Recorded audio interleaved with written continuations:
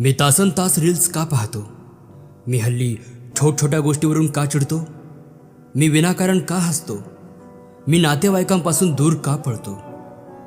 मला भीती वाटते माझीच.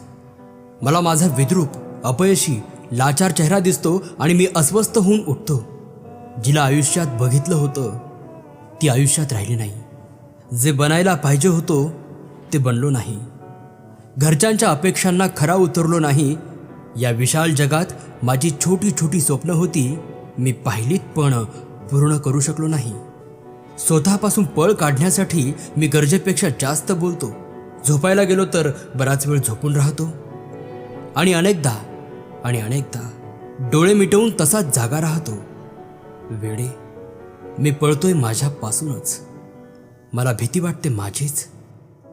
आणि तू म्हणतेस, इतका का हसतोस, चिडतोस, बडबडतोस आणि काम झाल्यावर मोबाईलमध्ये नुसता पडून राहतोस?